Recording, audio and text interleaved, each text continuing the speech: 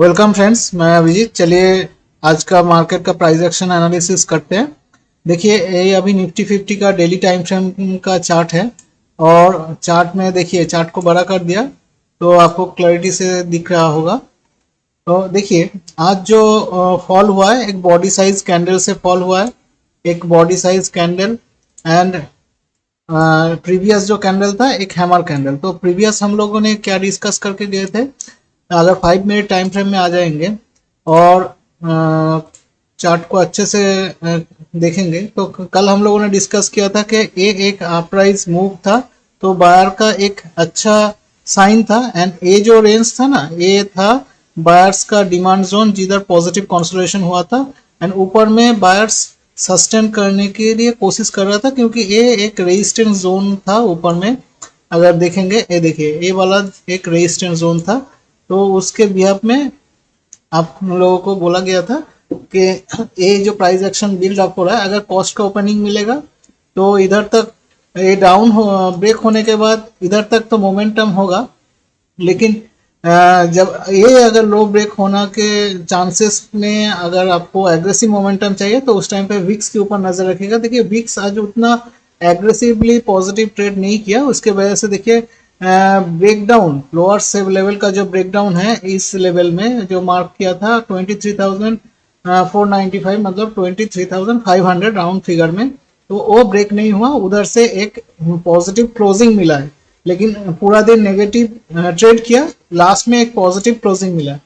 तो बायर्स का भी एक साइन दिखा के गया है 5 मिनट टाइम फ्रेम में। तो अभी चलिए जो नेक्स्ट सेशंस रहेगा, देखिए अगर कल भी आज के जैसे अगर कॉस्ट का ओपनिंग मिले एंड उसके बाद डे लो ब्रेक हो जाए, मतलब ऊपर जाने की बजाय इधर आके डे लो ब्रेक हो जाएगा, तो ये डे लो ब्रेक होने के बाद मतलब 23,500 ब्रेक होने के बाद अगर आप आवरली टाइम फ्रेम में आ जाएंगे तो क्लैरिटी से समझ में आएगा तो कौन सा लेवल के लिए मैं बात करने चाह रहा हूँ। देखिए अगर डे लो ब्रेक हो जाएगा मतलब एंड उसके साथ ये जो प्रीवियस लो कॉम्बाइंड लो मतलब 23,500 ब्रेक हो जाएगा, उसके बाद आपको टारगेट मिलेगा डेली टाइम फ्रेम में तो दिख रहा है वो है 23,266 मतलब 23,300 मान लीजिए, ठीक है। राउंड फिगर में ये टारगेट मिलेगा एंड इसके बाद तो आपको एग्रेसिव डाउनफॉल मिलेगा 23,000 तक।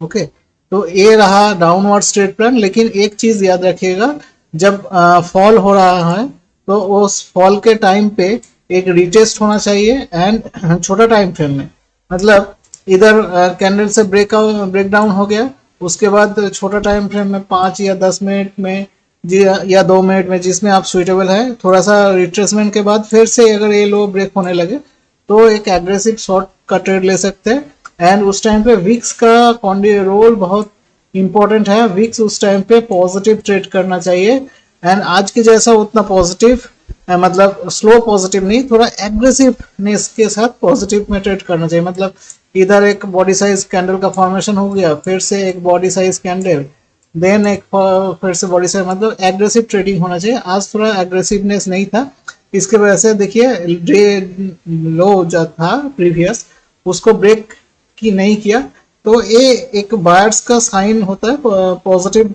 बायर्स का। लेकिन एक चीज याद रखिएगा, अगर ए डेल जो कॉम्बाइन लो है ना 20 कॉम्बाइन लो है आपका 23,500 के आसपास, ये ब्रेक हो जाएगा तो एग्रेसिव डाउनवर्ड्स मोमेंटम होगा। क्योंकि देखिए एक चीज आपको दिखा देता हूँ, देखिए ये एक जो फॉर्मेशन है नेगेटिव फॉर्मेशन में कन्वर्ट हो जाएगा क्योंकि ये हैमर कैंडल का लो ब्रेक हो जाएगा। अगर हैमर कैंडल का लो ब्रेक होता है तो एग्रेसिव डाउनवर्ड्स मोमेंटम होगा। देखिए अगर ये जो डे लो ब्रेक हुआ था ना उस टाइम पे देखिए डे लो ब्रेक होने के बाद कितना एग्रेसिव मोमेंटम हुआ था एंड इन्वर्टेड हैमर कैंडल का अगर हाई ब्रेक होता है तो उसके बाद भी एग्रेसिव मोमेंटम मिलता है, तो इसके लिए थोड़ा तैयार रहिएगा। एंड अगर ऊपर का कुछ भी ट्रेड अभी लॉन्ग का पोजीशन लेना नहीं है तो इसके वजह से मैं आपको क्लैरिटी से बोलता हूँ कि सेल ऑन राइज में आप स्ट्रिक्ट रहिएगा, क्योंकि देखिए छोटा टाइम फ्रेम में आवरली टाइम फ्रेम आवरली में आ जाइएगा तो देखिए आवरली क्या दिख रहा है, इधर में एक इन्वर्टेड हैमर कैंडल है, तो एक सेलर रेंज है, तो प्राइस अगर जाएगा इसको टेस्ट करके फिर एंगल पिंग करेगा, मतलब एक पॉजिटिव बॉडी साइज कैंडल, उसके बाद एक बॉडी को बॉडी एंगल करते हुए नेगेटिव कैंडल या इन्वर्टेड हैमर कैंडल छोटा टाइम फ्रेम में 2 और 5 मिनट में, 2 मिनट या 5 मिनट, ठीक है, उसमें आप इसको देखिएगा तो इस क्लैरिटी से समझ में आएगा। एंड ये लो ब्रेक होने के बाद या ये लो ब्रेक कॉम्बाइन लो ब्रेक होने के बाद आप एक शॉर्ट का ट्रेड लेंगे, जिसका पहला टारगेट तो ये रहेगा, मतलब 23,600 में रेजिस्टेंस में आपको अगर सेल करेंगे तो पहला टारगेट 23,500 रहेगा। छोटा छोटा टारगेट आप बुक करना सीखिए, अदरवाइज आप अगर रेंज बाउंड हो जाएगा ना तो उस टाइम पे आप प्रॉब्लम में फंस जाइएगा। एंड ये जो देखिए ये एक हैमर कैंडल था, हैमर कैंडल का जब लो ब्रेक हुआ उसके बाद कितना एग्रेसिव मोमेंटम मिला है, तो इसको थोड़ा याद रखिएगा। अगर डेली टाइम फ्रेम में ये अगर ब्रेक हो जाएगा ना तो एग्रेसिव मोमेंटम मिलेगा, लेकिन अगर ये ब्रेक हो के सस्टेन हो गया तो प्राइस नेक्स्ट का टारगेट होगा 23,700 एंड उसके बाद इस हाई को भी टच कर सकता है, मतलब 23,800 तक भी जा सकता है।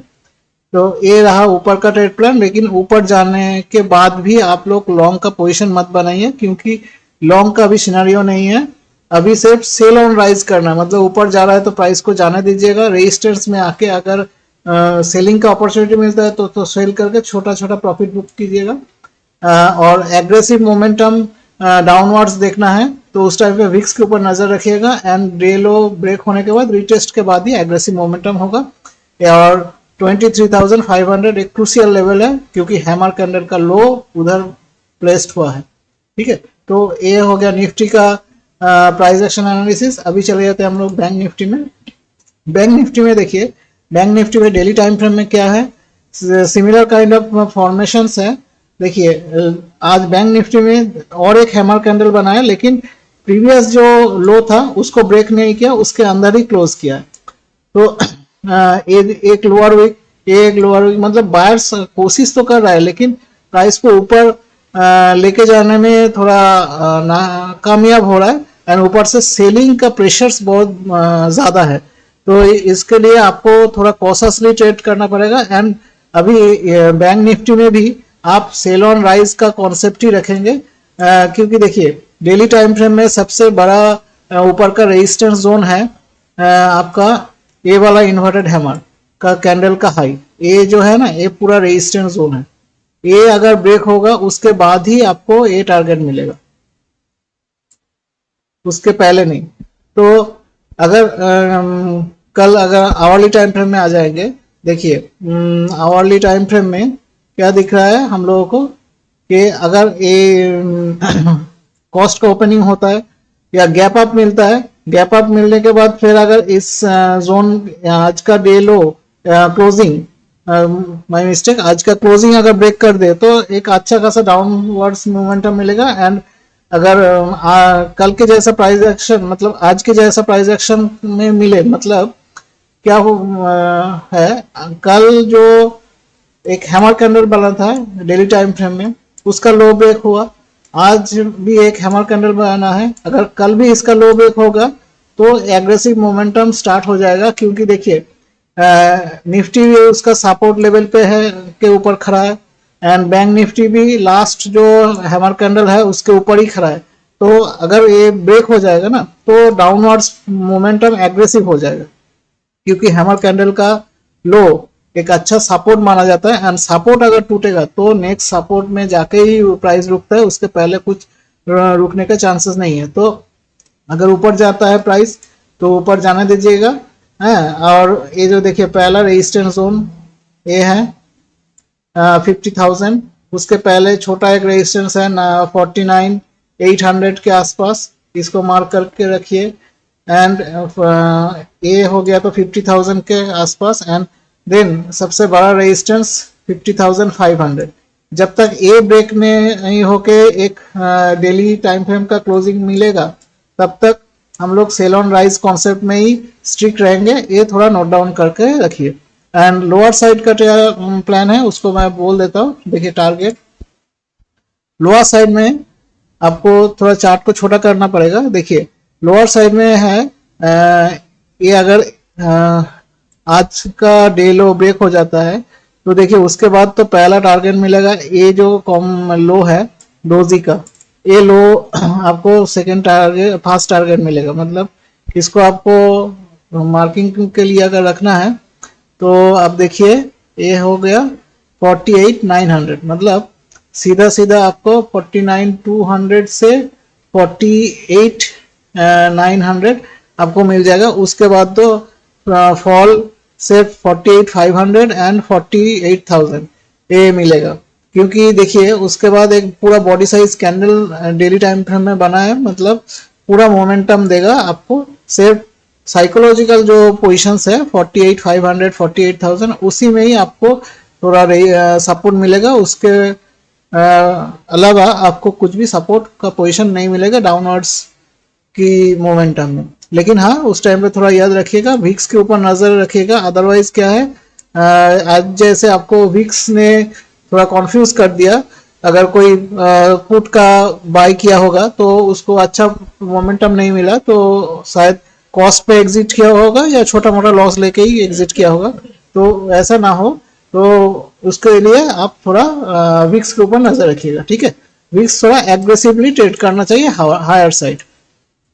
तो ये गाइज हो गया price action analysis Nifty and bank Nifty का। इसमें अगर कुछ भी डाउट रहा या डाउट लगे आपको जानना है तो आप कमेंट्स बॉक्स में कमेंट्स कर सकते हैं या आपको व्हाट्सअप भी कर सकते हैं।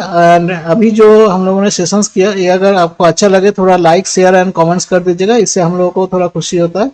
एंड जो लोग जानना चाहता है उन लोगों को भी थोड़ा इन्फॉर्मेशन एंड नॉलेज मिलेगा। और एक चीज़ है, ये वीडियो पूरा एजुकेशनल पर्पस के लिए है। जो लेवल भी हम लोगों ने डिस्कस किया एंड डिराइव किया वो भी एजुकेशनल पर्पस के लिए ही है। कुछ भी ट्रेड लेने से पहले खुद से एनालिसिस कर लीजिएगा एंड आपका जो फिनेंशियल एडवाइजर है उनके साथ डिस्कस करने के बाद ही कुछ ट्रेड लीजिए।